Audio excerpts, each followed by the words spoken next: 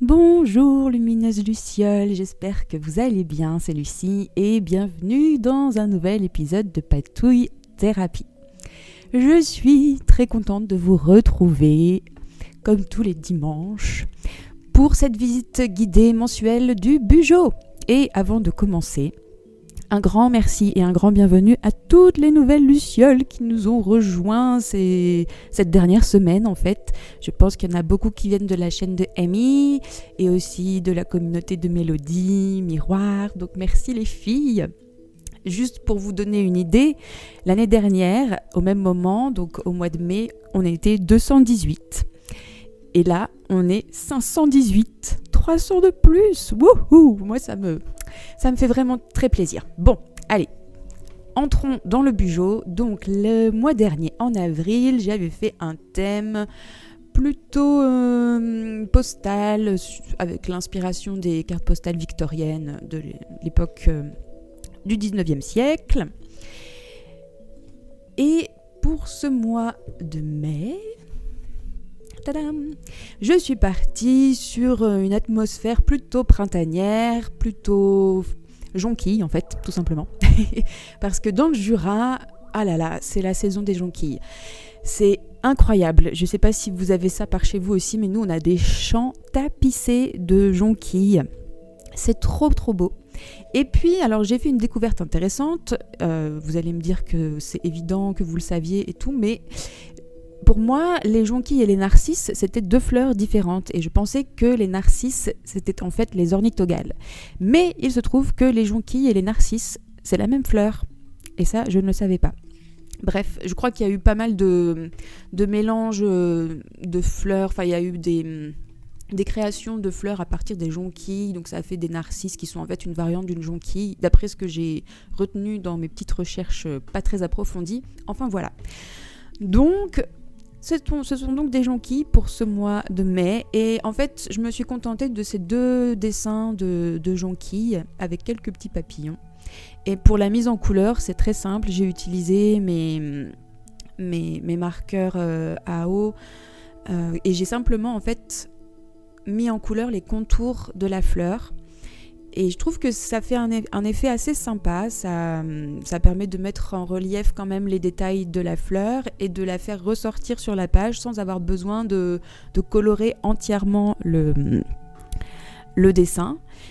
Et je trouve que ça fait un effet sympa qui reste aussi très léger. Et c'était ce dont j'avais envie pour ce mois de mai, de légèreté, de couleurs jaune et vert, enfin voilà. Et donc pour ma page de garde, j'avais envie de quelque chose qui s'étale sur les deux pages avec cette petite citation de William Wordsworth et qui dit « Et alors mon cœur se remplit de plaisir et danse avec les jonquilles ». Voilà.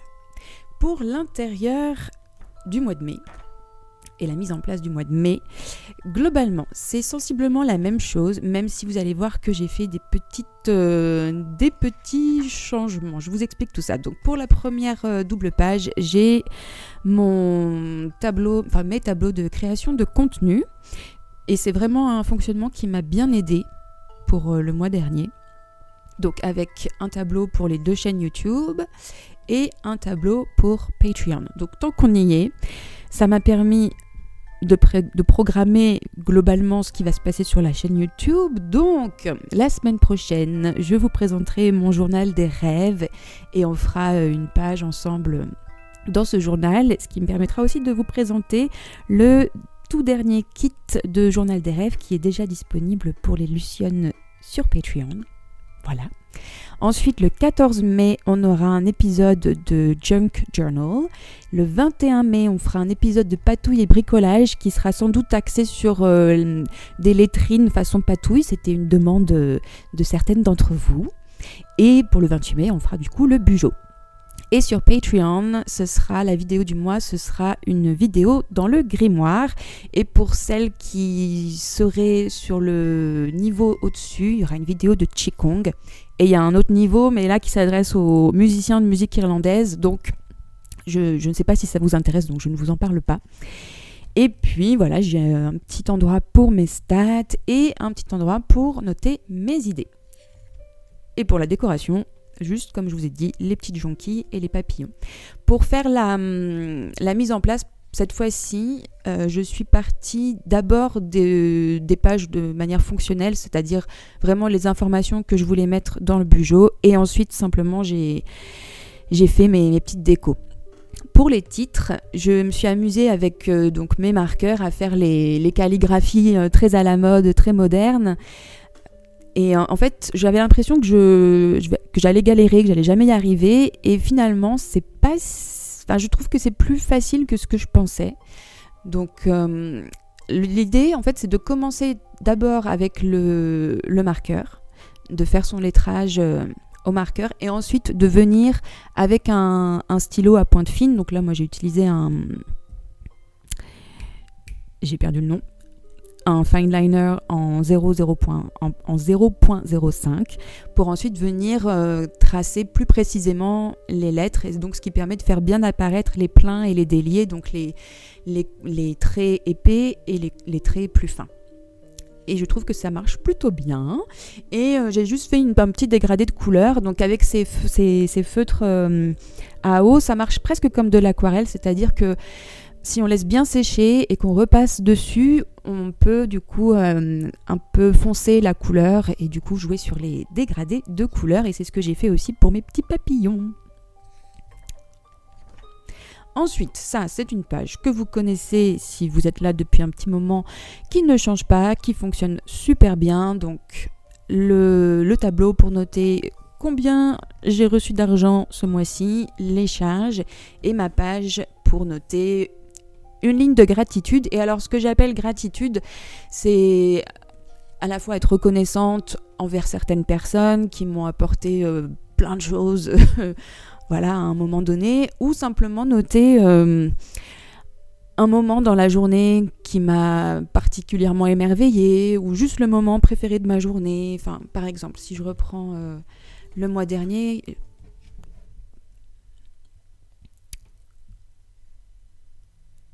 par exemple, j'ai juste écrit l'esprit de la forêt et Gabriel Fauré. Et en le disant, c'est quand même assez rigolo.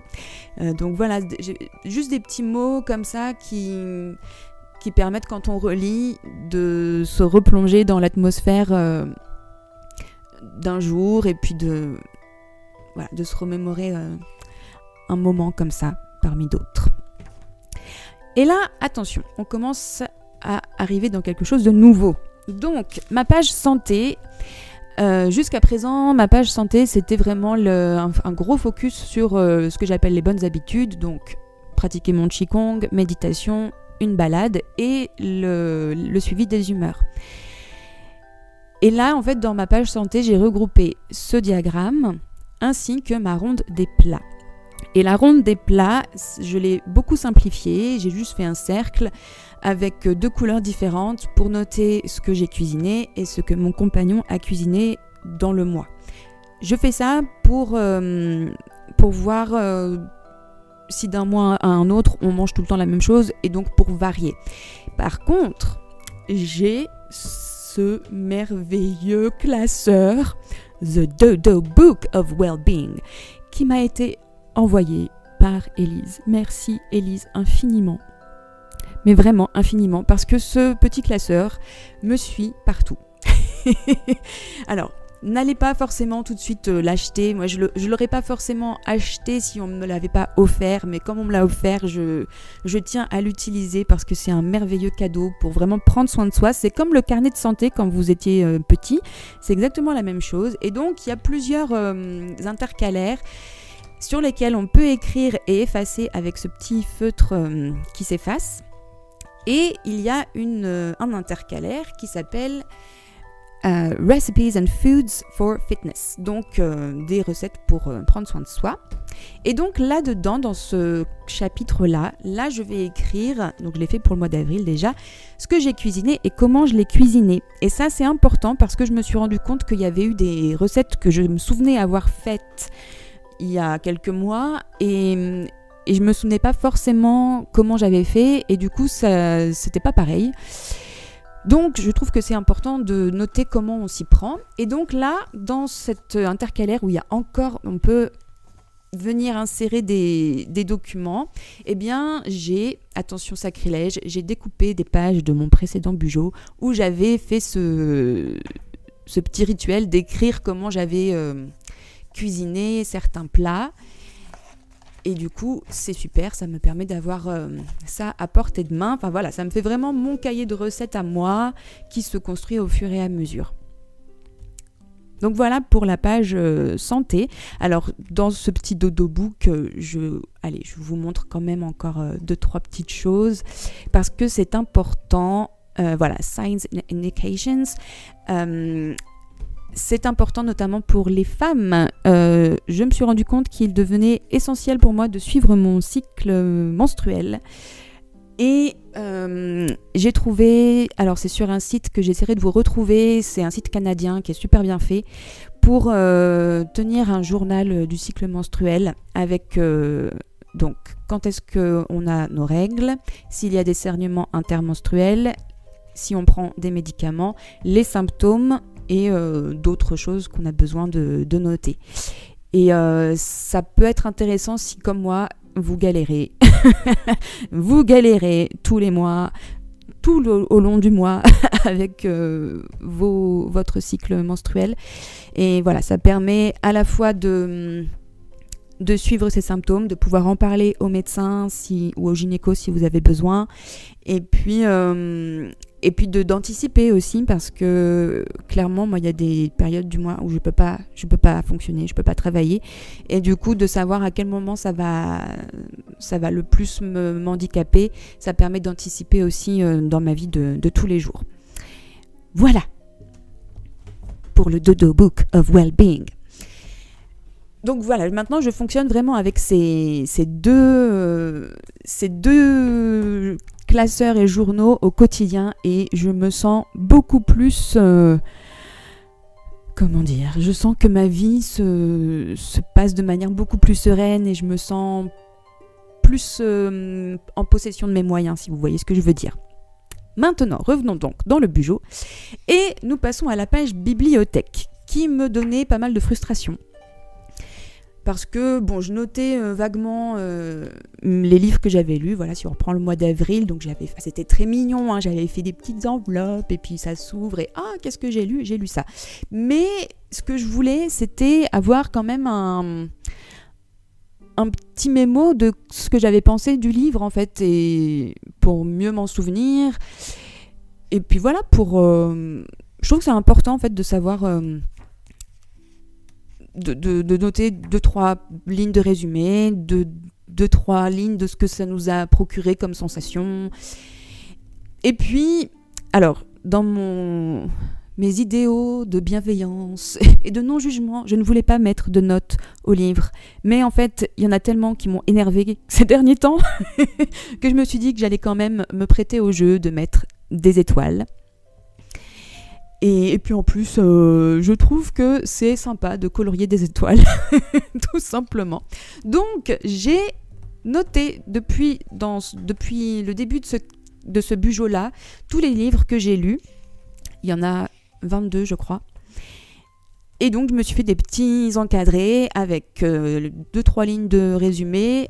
Enfin, d'abord le titre, l'auteur, le nombre de pages, 2-3 lignes de résumé, 2-3 petites lignes de ce que j'ai ressenti, pensé, et puis la note. Donc, quand il y a des étoiles, c'est que c'était quand même plutôt bien. Quand il n'y a pas d'étoiles et plutôt un sticker, voire 3 stickers de « Ah !»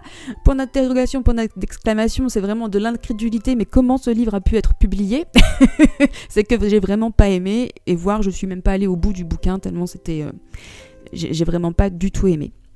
Et donc voilà, j'ai tout simplement la décoré avec des jolis petits stickers que je me suis offert chez Stationery Pal, que j'ai découvert. Et bon voilà, j'ai refait une commande encore ce mois-ci. Et non, vraiment, ils sont super chouettes ces petits stickers, je les aime beaucoup. Et donc ça permet de faire une jolie page. Et donc si je devais vous recommander des livres, je vous recommande Jane Eyre, forcément. Je vous recommande Terreur Apache de Burnett. Le titre est complètement nul en français, c'est pas du tout... c'est pas du tout représentatif du livre, mais c'est hyper bien écrit. Enfin, moi j'ai l'impression, après il faut aimer le style un peu western, mais j'ai l'impression d'avoir un super bon western avec Clint Eastwood, et puis super bien raconté. C'est très beau au niveau des descriptions et au niveau de comment il parle en fait de la relation entre les colons et les Indiens. C'est super bien. Et qu'est-ce que je pourrais vous recommander d'autre ? L'étrange disparition d'Esme Lennox, qui est un super beau bouquin de Maggie O'Farrell et qui parle pour moi de la neurodiversité, mais à une époque où c'était complètement incompris et où on se retrouvait enfermé dans un asile, surtout quand on était une femme. Voilà. Et c'est super bien raconté. C'est une belle épopée familiale aussi qui est très, très émouvante. Et là, en ce moment, je suis en train de lire Le pendule de Foucault de Umberto Eco et il faut s'accrocher. Hein. Waouh. Mais je passe un bon moment, même s'il y a des petites choses qui m'agacent dans le style un peu grandiloquent. Et bon, voilà. Mais bon, il y a beaucoup de dérision et voilà, je vais aller au bout, je pense, de celui-là. Et puis là, j'ai fait une petite page juste pour noter ce que j'écoute, ce que j'ai regardé comme film et puis surtout les chaînes YouTube que je regarde en boucle. Parce que voilà, je regarde beaucoup plus de YouTube que de films. Bon, je pense que c'est un peu le mal du siècle en termes de concentration. J'ai de plus en plus de mal à me poser vraiment pour regarder un film du début à la fin. Et c'est vrai que le format YouTube me correspond mieux. Je regarde pas de séries, j'aime pas ça du tout. J'ai regardé Rings of Power, la série adaptée du Silmarillion, parce que voilà, c'est l'univers Tolkien. Je n'ai pas du tout accroché. Je suis allée au bout de la série, hein, je fais partie des 45% qui ont regardé jusqu'au bout, je crois. Et bon, voilà. Lisez le Silmarillion, c'est beaucoup plus intéressant. Ensuite, une nouvelle page que j'ai pas fait depuis un moment, mais qui était dans mon tout premier Bujo. C'est la page des achats conscients. Et en fait, c'est tout simplement ma liste de souhaits, de choses que j'ai envie d'acheter ou besoin d'acheter. Et pour éviter les achats impulsifs, parce que oui, je suis comme ça, je les note. Et si vraiment j'en ai besoin, voilà, ça me permet d'attendre avant d'acheter. J'en avais déjà parlé dans mes précédentes vidéos Bujo. Ça fait longtemps quand même que j'en avais pas parlé, mais c'est une technique de minimalisme. Au lieu d'acheter tout de suite, vous notez en fait votre envie. Bon, là, j'ai pas noté les prix, mais en gros, vous notez ce dont vous avez besoin ou envie, le prix. Si c'est plus de 10 €, en gros, vous attendez une journée par 10 €. Donc, si c'est 10 €, j'attends un jour. Et si le lendemain, j'en ai toujours envie, alors oui, je vais me dire que je peux l'acheter. Et donc, si c'est 20 €, j'attends 2 jours. Si c'est etc., etc. Et ça marche plutôt bien, vraiment. Ensuite, on a la page de To-Do List, donc que vous commencez à connaître avec juste le récapitulatif du mois, les événements qui vont arriver dans ce mois. Là, j'ai mis quelques petits stickers juste pour diviser mes listes de tâches. Et puis voilà, et nous arrivons maintenant aux pages hebdomadaires. Et donc là, dans les pages hebdomadaires, donc vous les connaissez, j'ai toujours mes petits onglets. Donc là, c'est les onglets de Gaëlle que j'ai collés. J'ai pas voulu découper, j'avais envie d'utiliser les onglets de Gaëlle. Et puis j'aime bien aussi que ça rajoute un peu de texture et puis qu'on les voit légèrement même quand le livre est fermé. Et alors pour mes pages mensuelles, c'est la folie des stickers. et en fait, j'aime bien me faire un grand délire de stickers avec des petites phrases de motivation et de le faire, par exemple, le dimanche pour la semaine qui vient. Ça me donne vachement de motivation et ça me fait sourire, ça me fait rire et du coup, ça m'aide vraiment à aborder ma semaine avec enthousiasme, légèreté et ça évite de procrastiner et de prendre les choses trop sérieusement et donc de s'angoisser pour des bêtises parce que voilà, j'ai tendance à faire ça aussi. donc voilà, ces petits stickers, c'est peut-être enfantin et peut-être puéril, mais en fait ça a son importance quand même. Et alors, juste pour terminer sur les les pages hebdomadaires et donc ce que je fais aussi au quotidien pour m'aider à avancer et à réfléchir. Donc c'est de nouveau une petite chose que Élise m'a offert. Mais merci infiniment Élise, j'adore ce petit bloc-notes cerise qui scintille. Je l'adore. Et en fait j'avais besoin à un moment, je sais plus, ça m'a pris la semaine dernière, de poser des choses par écrit mais de manière structurée. Et donc j'ai noté, maintenant je fais ça tous les soirs en fait, je prends ça dans mon lit avec juste un stylo et je note 4 paragraphes. Un paragraphe, ce dont je suis fière de ce que j'ai fait dans ma journée, donc 3-4 petites étoiles. Ce qui a avancé, parce que c'est important de voir les choses qui avancent, même quand on a passé une sale journée, il y a quand même des choses qui ont avancé et ça permet de se focaliser sur les belles choses et les choses qui progressent. Les envies pour le lendemain. Et pas les choses forcément que les choses à faire, mais vraiment ce qui me donne envie de me lever le matin. Et ensuite, les choses à faire que je ne dois pas oublier de faire. Et ça, d'avoir ce petit rituel tous les soirs, ça permet de se vider la tête avant de dormir et d'aborder la journée du lendemain avec déjà des choses bien clarifiées et l'esprit clair, tout simplement. Et voilà. Et bien maintenant, on passe au flip-through.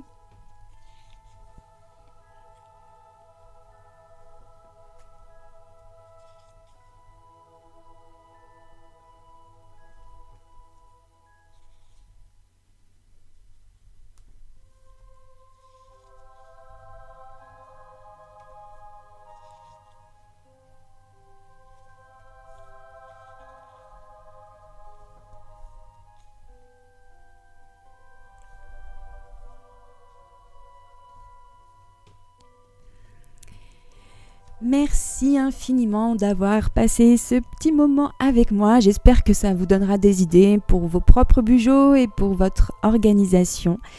Prenez bien soin de vous, lumineuses lucioles, et à très bientôt pour de nouvelles patouilles. Bye bye!